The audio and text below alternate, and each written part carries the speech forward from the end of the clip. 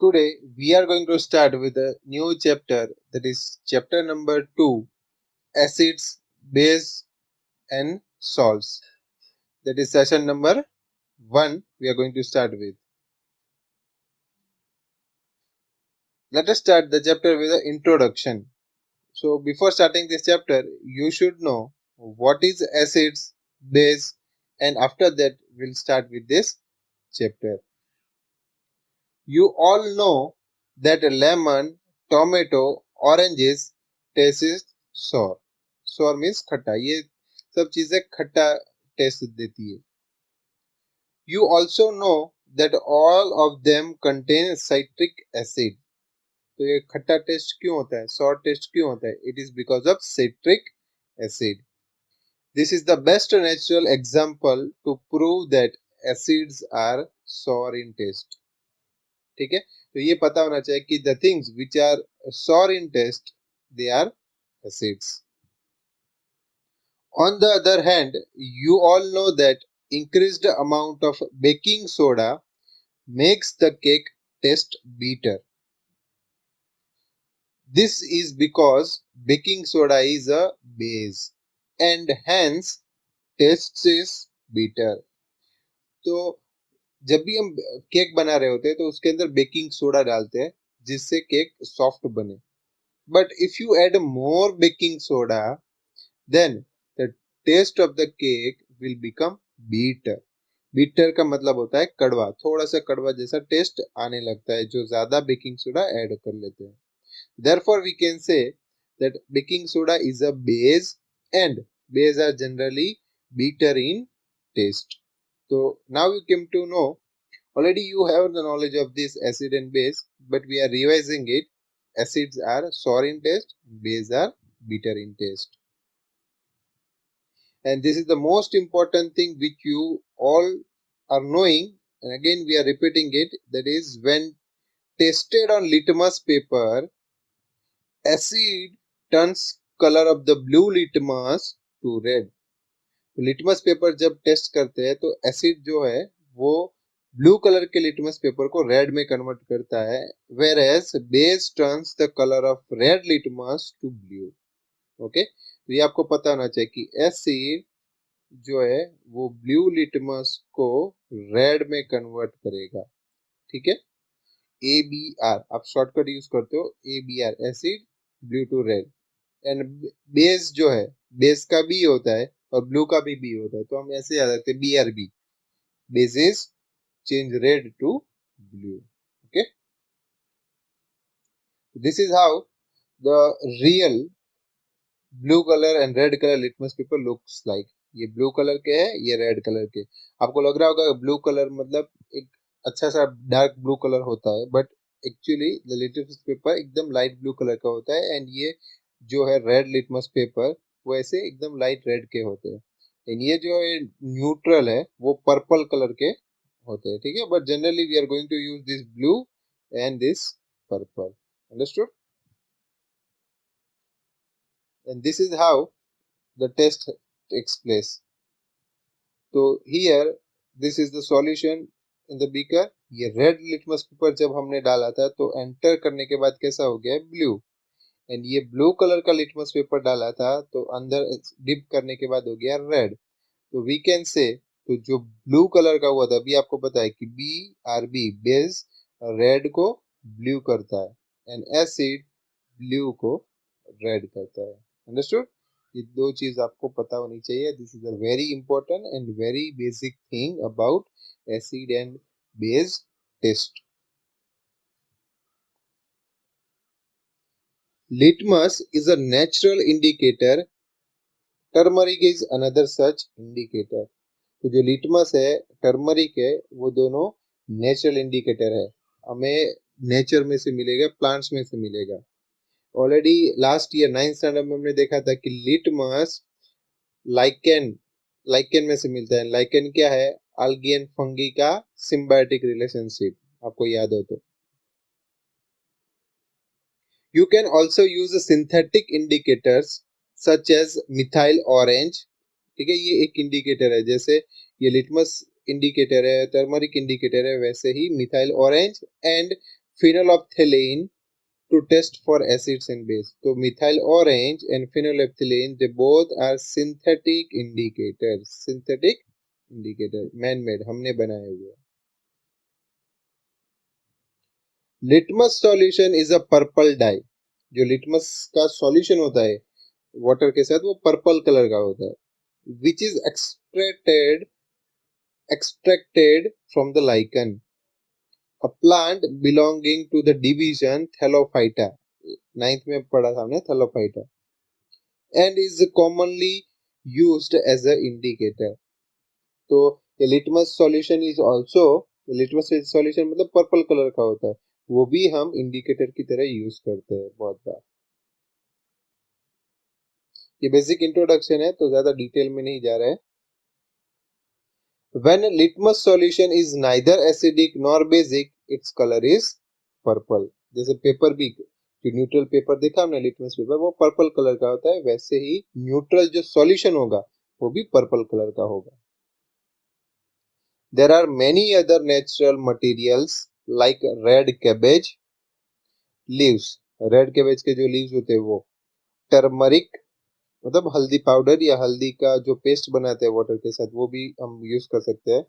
Coloured petal of some flowers, जो flower के petal मतलब पंखुड़िया, वो कौन से फ्लावर है? Hydrangea, petunia and geranium.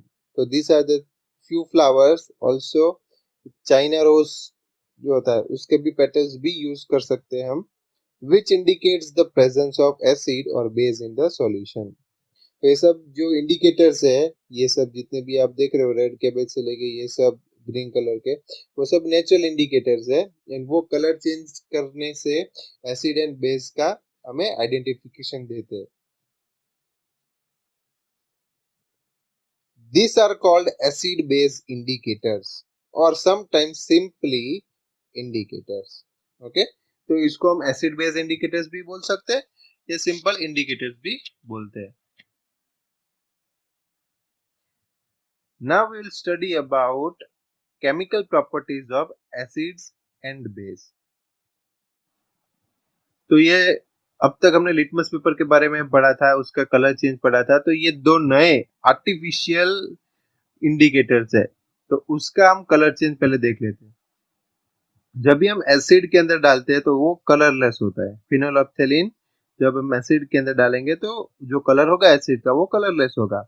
Base में डालेंगे तो पिंक कलर बन जाएगा. वैसे मिथाइल ऑरेंज को बेस में डालेंगे तो येलो कलर हो जाएगा, एंड एसिड में डालेंगे तो रेड कलर हो जाता है. तो ये पता चल जाता है कि मान लो कोई एक सॉल्यूशन है, उसके अंदर मैंने मिथाइल ऑरेंज डाला और पिंक ये रेड कलर का हो गया, तो मैं बोल सकता हूँ दैट इज एसिड. अंडरस्टूड? ये क्यों दिखा रहा हूँ? क्योंकि ये एक प्रॉपर्टी है फिनोल्फ्थेलिन की. आपको पूछ सकते हो एज अ ब्लैंक्स भी कि फिनोल्फ्थेलिन का एसिड में डालने से कलर कैसा चेंज होता है, वो सब चीजें. ठीक है. Now will study about the activity. In that activity, I have already made the table of that particular activity. We'll go one by one. Now solution हमने कौन से लिए हैं तो बता देते हैं. HCl, H2SO4, HNO3 and HCl3COOH. तो ये सब एसिड्स है. ठीक है, ये सब के सब एसिड्स है. तो वो रेड लिटमस पेपर को कैसे चेंज करेंगे? रेड लिटमस पेपर हम एसिड के अंदर डालेंगे तो कुछ भी चेंज नहीं होगा. तो सबका आंसर है unchange, unchange, unchange, unchange. Understood? ये आपको पता होना चाहिए. That is the first one. Acid के अंदर रेड लिटमस पेपर डालने से चेंज नहीं होगा. When you will use blue litmus paper, when you will use blue litmus paper, we all know it will change to red. तो red, red and red, मतलब ये सब रेड चेंज हो गए. This all are acids. Okay, now we have seen till here. अब phenolphthalein के बारे में जो अभी हमने देखा कि when you add phenolphthalein to acid, ठीक है, पी मतलब phenolphthalein, when you add to acid, what will be the answer? Colourless. ठीक है, शॉर्ट में लिख रहा हूं colourless. So answer is colourless, colourless, colourless, colourless. Now it is 100% confirmed that these all are acids.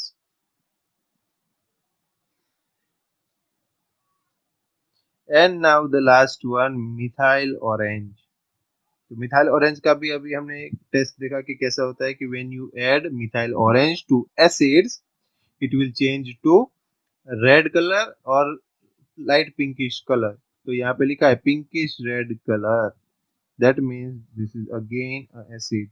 तो सब के सब इंडिकेटर्स जो है ये सब दिखाते हैं कि this all the solutions which we have taken that all are acids. Understood? So these all are these red litmus paper, blue litmus paper, phenolphthalein and methyl orange. These all are indicators. Again, revise this. When you add phenolphthalein to acid, it is colorless. When you add to base, it will change to pink. When you add methyl orange to base, it will change to yellow. And when you add methyl orange to acid, it will change to pinkish red or red. Okay, here is the table.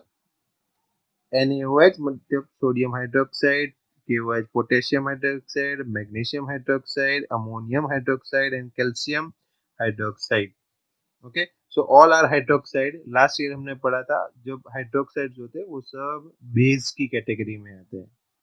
तो यहाँ पे देख सकते हो कि when जो base होंगे, जो बेस वो रेड लिटमस को ब्लू में कन्वर्ट करते हैं, B to BRB.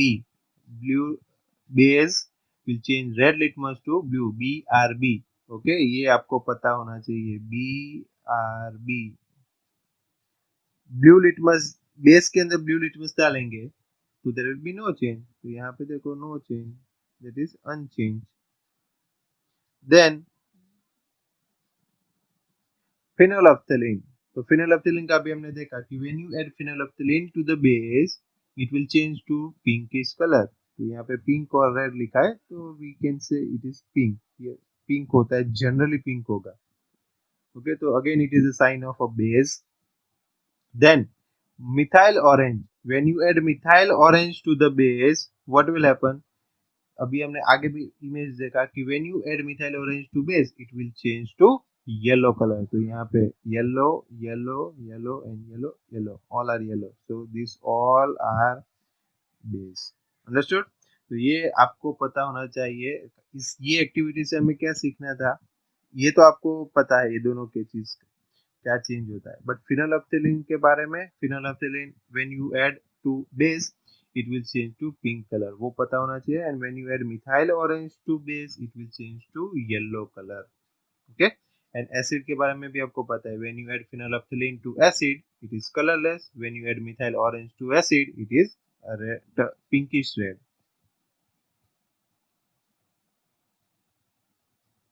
These indicators tell us whether a substance is acidic or basic by changing color. So these all are the indicator which changes the color and tell us whether it is acid or base. Now olfactory indicator. ये olfactory मतलब factory में produce होते हैं वैसे, olfactory मतलब factory में produce होता है वैसा कुछ नहीं है. ये नाम थोड़ा एंटिक है, उसके पीछे रीजन आपको पता चलेगा कि what is the actual reason behind the name. There are some substance whose order changes in acidic or basic media. These are called olfactory indicator. ये order मतलब क्या होता है, स्मेल. तो जब भी हम एसिड के अंदर ये इंडिकेटर्स और ये कोई भी इंडिकेटर्स हम डालेंगे और उसका स्मेल चेंज हो रहा है तो वो इंडिकेटर को हम बोलेंगे olfactory indicators. So let us try few of these indicators. So this is actually activity. In a case of onion extract, the results are shown as follow. तो ओनियन जो होगा, ओनियन मान लो कि हमने ओनियन ले लिया है, उसको पीस दिया है, फिर वो एसिड के अंदर डालेंगे, बेस के अंदर डालेंगे, तो कैसा स्मेल के अंदर चेंज होगा that will get the result. result ऐसा ही होगा final. Smell can't be detected in a bases like NaOH.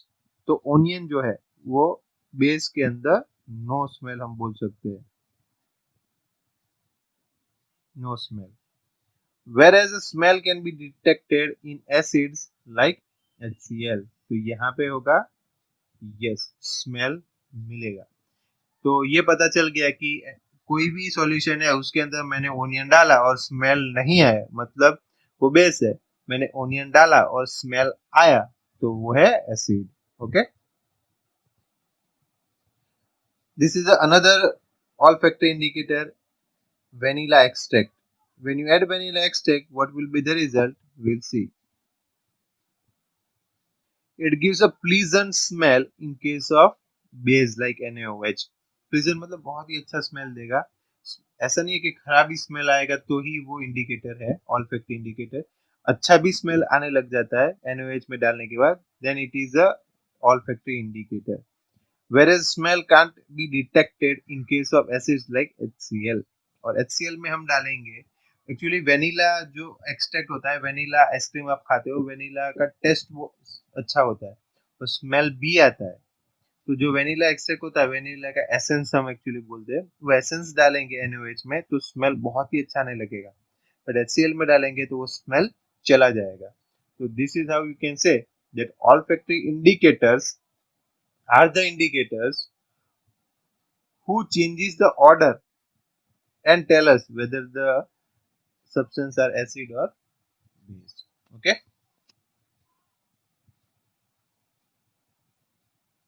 reactions of metal with acid, that is activity 2.3. What you have to do in this activity we'll see, and after that I will explain with the help of image. This chapter, if you take interest, it is a little bit interesting.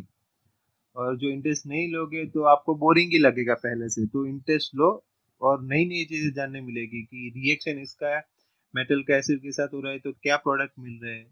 तो आपको पता चलना चाहिए. This is all about the daily life. ये daily life में हमारे साथ होता है, एसिड्स एंड बेस का रिएक्शन हमारे जो आसपास की चीजें यूज कर रहे हैं उसके साथ. तो हम प्रोटेक्ट करते हैं, आपको भी पता है कि हम ये जो चीज है वो यूज कर रहे हैं हमारे डेली लाइफ के अंदर. बट जैसे जैसे हम ये चैप्टर पढ़ते जाएंगे तो आपको रियलाइज होता जाएगा कि yes, this things we are using. Take about 5 ml of dilute sulfuric acid in a test tube and add a few pieces of zinc granules to it. Test tube लो, उसके अंदर 5 ml dilute sulphuric acid. Dilute मतलब sulphuric acid थोड़ी quantity में, water ज्यादा quantity में, and उसके अंदर थोड़े से जिंक ग्रेन्यूल्स मतलब जिंक के पीसेस डाल दो थोड़े.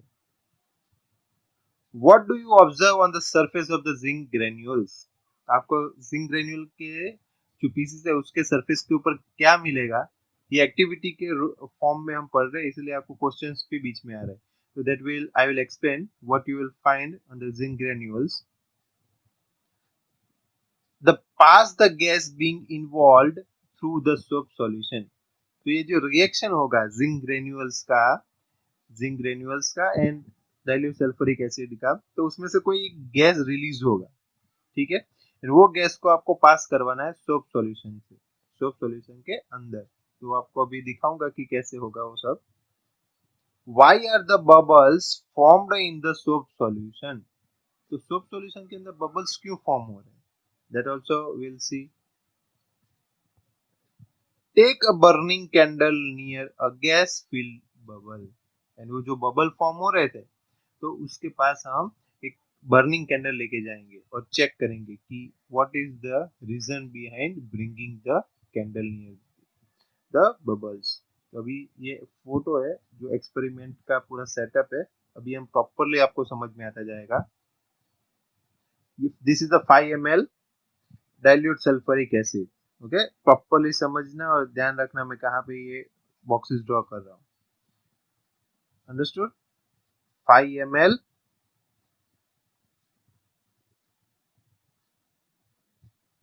Acid, dilute sulphuric acid, and it is 5 ml. उसके अंदर मैंने जिंक ग्रेन्यूल्स डाला ठीक है, ये छोटे छोटे पीसेस देख रहे हो। फिर आपको बताया था वहां पे एक्टिविटी में, तो you will find small small like dot like structures, तो वो क्या हो गया, हाइड्रोजन गैस के बबल्स होंगे। ठीक है, what you will find on the zinc granules, तो that will be the bubbles of hydrogen gas. Now, this hydrogen gas is allowed to pass through this soap solution। यहाँ पे ये soap solution है, soap solution के अंदर हम पास करेंगे ये गैस को। तो जब भी कोई भी लिक्विड के अंदर हम गैस पास करते हैं तो वो बबल्स फॉर्म होते हैं। ठीक है, हम गुजराती में बोलते हैं परपोटा, that bubbles are form. Okay, तो here in this you will find some bubbles. फिर ये बबल्स ऊपर जब आएंगे गैस के साथ, तो you are going to bring candle near that bubble।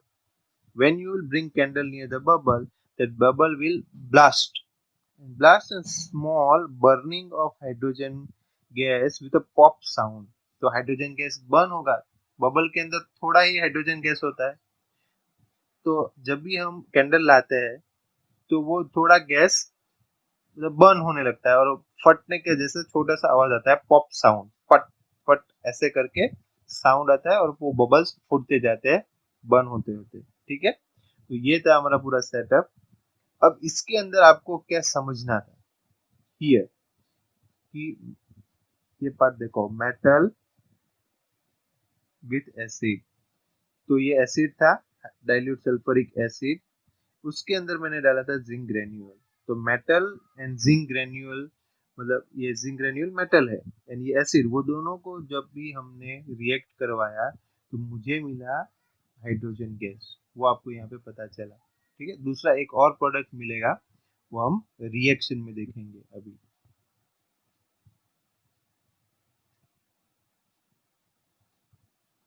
Note that metal in the above reaction displaces hydrogen atom from the acids as hydrogen gas।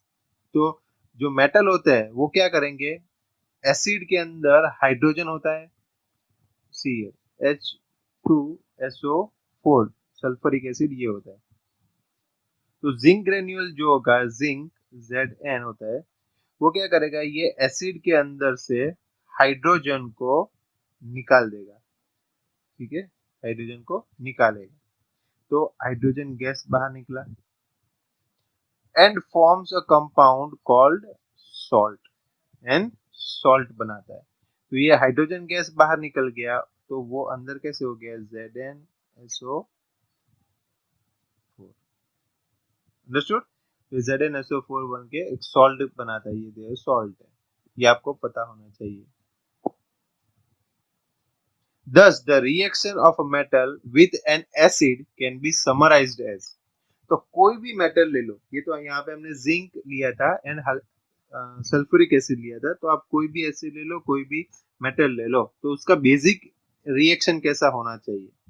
तो acid, any acid when reacts with any metal, it will give the salt of this metal, ये metal का salt होगा।